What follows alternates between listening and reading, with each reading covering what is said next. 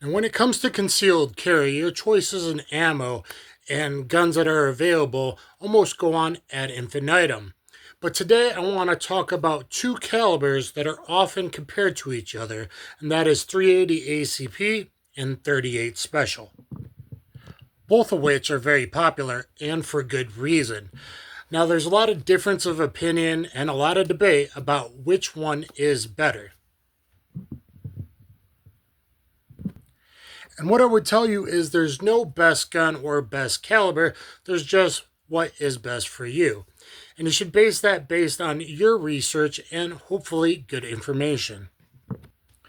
Now, hopefully today I can give you a little bit of good information. And to start with, let's take a closer look of these two cartridges. Now on your left is 380 ACP and on your right 38 Special. And what you'll see is two major differences.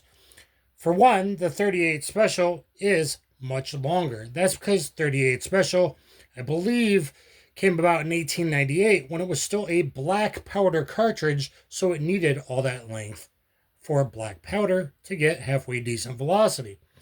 With modern powders, that changed over years, but the case length stayed the same. The 380 ACP is obviously much shorter. Now the 38 Special is a rim cartridge because it's made for revolvers, whereas the 380 ACP has a recessed rim because it is made for autoloaders. And on your right, these are both punch rounds to show them equally. On your right is the expanded 120 plus P38 Special round in my ballistics testing, found in my Paul Harrell tribute playlist, from this very 2-inch Taurus 856 ultralight with custom wolf grips. So that's what the ammunition looks like, but what about the guns? Let me show you some examples of what I have available. This is the Beretta 84 BB. This is a classic LE turn-in from Italy, made by the oldest manufacturer, Beretta, 499 years at this filming, with a 13-shot magazine. You can get modern magazines like this one from Makarov. That is very helpful. 13 plus 1 of 380 with a long barrel. This is a 3.8-inch barrel, which will give you better hollow point expansion from modern hollow points. This, you're going to say, well, that ain't a 380. That's a 9x18 Makarov. Well, it is a Makarov. This is a real Russian Imez Makarov. However, this one is chambered in 380 ACP with an 8-shot magazine with a heel mag release being 8+1, which is the minimum in gun I recommend to people unless you're carrying 2 revolvers and work on your New York reloads. Look at my gunfight statistics, 1, 2, and 3. This is a Bersa Thunder 380. Typically an 8+1 380 as a mix basically between a PPK and the Beretta, being that it was made by 2 engineers that went from Beretta and immigrated to Argentina. This has the slide-mounted safety decocker, and all 3 of these are double action, single action autos, meaning that the first shot is long double action and then single action for subsequent shots. Typically 8+1, this is the Thunder Plus, so a much thicker grip, too thick for most people. I have XL hands, 15+1. 8+1 may be decent, though they hit low, and you can look at Paul Harrell's review of that versus the PPK. Now on to, before I go on to 38 Special, I do want to point out that most 380s people are carrying nowadays are true pocket pistols. The most popular was the Ruger LCP Max with 10-shot magazine and 12-shot available, and now the Smith & Wesson Bodyguard 2.0. The Ruger tends to hit very low. I almost just picked one up. I wish I would have on sale. The Bodyguard 2.0 tends to hit very, very far left for even very good shooters, whether that's manufacturing or by its very rounded grip squeeze while you're shooting. I don't know for sure. But those tend to have 2.75 or 2.8 inch barrels, so the original LCPs and Keltecs, things like that. With those barrel lengths, getting hollow point expansion, meeting expansion threshold, is very, very difficult, though some modern ammo might do it if the guy only has one t-shirt. But if he has a coat, a t-shirt, and an undershirt, things might not go so good for you. I do not recommend carrying FMJ in 380s, unlike everybody else. Look at all my ballistics testing. I've done a lot with 38, 9mm, 357, some 40, some 45, and my Paul Harrell tribute playlist. Now let's go on to 38 Special. You can tell it's empty because it has that disc in it. This is my Taurus 856 Ultralight. 16 ounces here, well, a little heavier, with the awesome custom wolf grips available from Custom Wolf Grips, where you click over to premium grips, rosewood checkered grips. The typical revolver 856 in steel weighs, I believe, 20 or 21 ounces in the 2-inch. This is 16 because it's an aluminum anodized colored frame here in the green. The nice thing about most of the modern Taurus small frame revolvers, and it does depend on caliber, but the 38 Special revolvers have the push pin front where you can take out the ramp and put on this excellent Access Big Dot night sight. That is a huge advantage, especially for aging eyes. Also, while J-frames are the most popular, being 5-shot revolvers, I don't like only 5 shots in 38 Special. I want the very, very, ever so slightly thicker cylinder to get my 6 and possibly very important 6-shot. I always train for it. 3 bad guys and a dude 2, 2, and 2 on H. Though with something like this, I have enough capacity and it shoots so quickly, I think I'm going to train myself to do 3, 3, and 3, particularly with this Beretta 84 BB, also known as the Cheetah series eventually. So the Taurus 856, you can find them everywhere, and in steel, as a belt gun, doesn't recoil that much. The ultralight recoils a good fair amount, so you need to be a more experienced shooter. Whereas J-frames are even lighter than that, 13 to 15 ounces, and most people simply cannot handle the recoil with most loads. We'll talk about ammunition selection here in a bit. Next up is our Charter Arms Undercover 2 Electric Boogaloo, because it's all blinged out. This revolver is also a 6-shot 38 Special. However, this has a 2.2-inch barrel instead of 2-inch, so theoretically it should give us a little bit more velocity and a little bit better hollow point expansion. With old tech, the very, very short 380s, and the very short snub-nose revolvers, J-frames being even less than 2-inch, 1 7/8 inch, were very hard to get both good penetration and expansion, which is what you need to stop a deadly force attacker. And so having the longer barrel with the Charter Arms is nice. Now, most of the Charter Arms, the undercovers, are 5-shot. The undercover 2 is only very slightly bigger, only very slightly heavier to get you that 6-shot. This being the bling version, has the fiber optic front, which I really like, though I do tend to shoot this one a bit low. The Beretta shoots a little high. Makarov is spot on, and it seems it's a known thing. I wish I knew that. The Bersa Thunders shoot low, which I'm also having a problem with that. This has the awesome custom wolf grips you see there, checkered rosewood. You can head over to Custom Wolf Grips or Premium Grips if you're interested for your J-frames, a Taurus small frame, and all Charter Arms and a Rossi RP63. This has the nice dry fire disc from Zeta 6, so I know we are clear and empty here with the one-of-a-kind Colt Black Beauty 3-inch barrel. Obviously, this is not made, wasn't even made. This is a one of a kind. Here with the Birdsong Black Tea, very special coating. The hair it stocks, and this thing's amazing. This one has been, it's very special, like Trigger, double action only with the Colt hammer shroud. But this is a stand-in for, nowadays the easiest to find would be a Taurus 856 Defender, having the 3-inch barrel and coming with the night sight. I believe they also come with the ramp if you wanted to take it off and paint it orange with some neon orange, which is hard to find nowadays, but recently stuff gets sparkly orange nail polish. Use a wood applicator, and that's the way to go.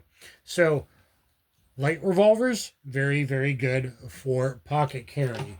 And this A-holster backbone fits this 856 ultralight. That is a very rule number one. Always have a gun or backup gun style to your heavier belt gun. If you're a wheel-loving guy, that should be probably a 3-inch, such as that 856 Defender or something classic like this Colt Detective Special with a rare 3-inch barrel. Something like that, but you better be good at your New York reloads. Now, the Beretta I can shred with. I am very happy with this, and honestly, as a belt gun, at least right now, I feel better with 14 rounds of 380 than only 5 or 6 shots of 38 Special. The Makarov, or a regular Bersa Thunder, or 8+1, and 9 rounds in gun is my minimum. Unless you're a very good wheel gun shooter, it trains a lot, and you carry 2, in my opinion. Maybe you can only get away with something like this at work, but as soon as you get to your car where it is locked up in a locked vehicle, so at least 2 locks to go through, throw on your belt revolver as well. Perhaps opposite hands, like I suggest. Let's talk a little bit about power. Power from a 380 from the short little 2.8-inch barrel LCPs, Bodyguard 2.0, etc., do not have a lot of muzzle energy. The problem historically with 380 is getting deep enough penetration and hollowpoint expansion. Most people say, well, just carry FMJ. It acts like just an FMJ. No, it does not. Let me educate you. The best round for a 380, even the small barrels, is probably a Hydrashok Deep. I do not yet have that, but I have a close second being the Punch, which is a very reliable expander. Also very good, though it is plus P, and I understand some people's trepidations about plus P in 380 because it is not SAMI spec, is the Underwood 380 plus P XTPs.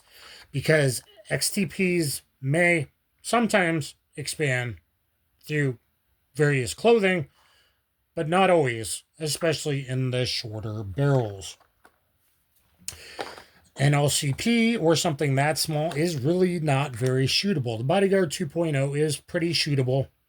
Things like the Bodyguard 2.0 or the LCP Max has that, I think, front night sight are, at least sighting wise, are more shootable. But anytime you go to a micro pocket pistol, I don't own any.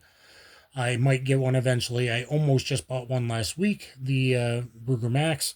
But being so small, you're way more likely to have failures if your slide rubs up against your t-shirt.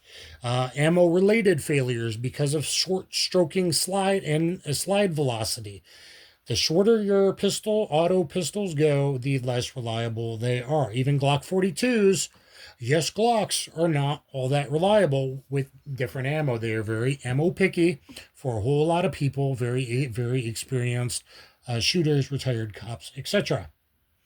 Glock 42 does have a 3.25-inch barrel, so maybe regular pressure XTPs may expand more often, maybe, but not long like this would be 3.5, 3.7, almost 3.68, and 3.8183, depending on who you ask. So, however, these big 380s with Hydrashok Deep, Federal Punch, or plus P XTPs from Underwood or someone else that loads them to a very hot velocity, But then they're like, oh, well, it's a small one and I got an LCP, so just use FMJ. No, you can use hollow points like this PPU defense line that probably don't expand. I know they don't expand probably from a short barrel. GunSam tested it, and that's clear ballistics, but as modern as MDF modern testing. But a non-expanding hollow point, it probably would expand from this extra long barrel. It may expand from this barrel. It may not expand. It might be just under expansion threshold from this. Don't know. Even if it doesn't expand, it's still going to get deep enough to get to the goodies. But according to McPherson, real studies, fluid dynamics, and non-expanding 380 hollow point does about 16% more damage. More importantly than that, it's less likely to deflect and ride ribs, which 380 at that power level has a FMJ especially has a tendency to do. Whereas a jacketed hollow point cuts in a bone, will go through the rib or go through the skull, whereas a FMJ hits the ogive, the angle of the bullet, rides the ribs often in 380. 38 special, especially plus P, which is safe because it's what old standard pressure was. And I have a separate video coming after Christmas about that specifically. A 38 plus P is, all being else equal, more powerful than 380. But you have the capacity advantage. And sometimes that's even a bigger thing in a real defensive gun use. So 38 plus P, especially when you go to 3 or 4 inch barrels, are definitely more powerful. Okay.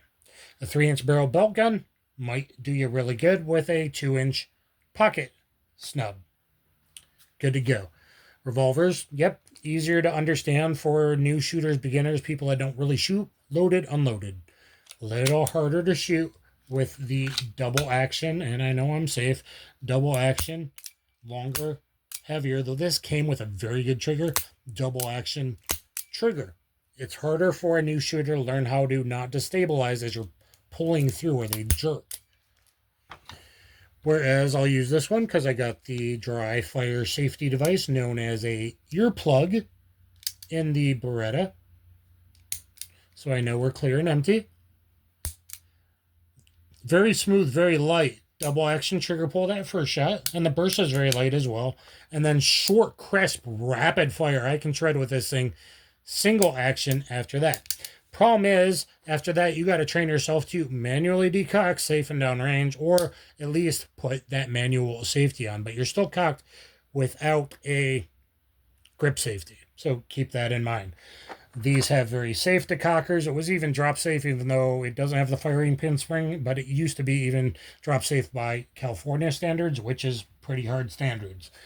The Bersa, you got that Beretta style safety decocker there. You also, for brand new shooters, females, etc., elderly, have a magazine disconnect so they don't leave one in the pipe and accidentally shoot themselves or their husband, supposedly accidentally. So the Bersa has that mag safety that might be beneficial. So anyway, guys, that is part 1 on 380 versus 38 special. I hope you learned a few things. I hope this might help make your decision. I am to the opinion that a longer barreled 380, or like a 380 EZ, something with a longer barrel, 3.5 or longer barrel, or the Bersa, with a good hollow point, Hydrashok Deep, Federal Punch, or plus P XTP, even regular XTPs, you're probably doing okay. It's the question of, will always get expansion through multiple layers of clothing like wintertime. So is this a legitimate carry, or at least a legitimate summertime carry? Yeah, with the right ammo, it is. And you would have to learn how to safely decock. I'm not loaded, so you'd be in a safe direction, and roll your thumb very slowly is one way. That I think the way that I'm going to do it instead of the pinch method. So you could roll your thumb in or away. I think I like pronated. That was too fast. But anyway, there you guys go. With revolvers that have a hammer, external hammer, you do not train to get cocky, because that's how bad things happen. And maybe you shoot someone you didn't say, oh, I needed to. You say, oh, it went off, and now you got a manslaughter charge. or you hit an innocent. You do not get cocky with a revolver unless you are so disabled, so elderly, etc., that that is all you can do if you have like an arm deformity or something like that. Okay. Yes, then you get a much shorter, crisper trigger pull. Some people like that if you're shooting at 50 yards and a, Eli Dickens type thing at 40 to 42 yards, maybe. I say no because you're not as able to stop if someone runs into your foreground. So anyway, guys, I hope you like this. If you would like a part 2 of me comparing these versus these or similar to these on the range to see what I can do, rapid fire, Mozambiques, modern Mozambiques, medium capacitations, fast fives, things like that, please let me know in the comments down below. Let me know which of these are your favorite. Are you a slab-sided autoloader or are you a wheel gun lover? Please let me know, and I'll catch you guys on the flip side. Thanks, everyone.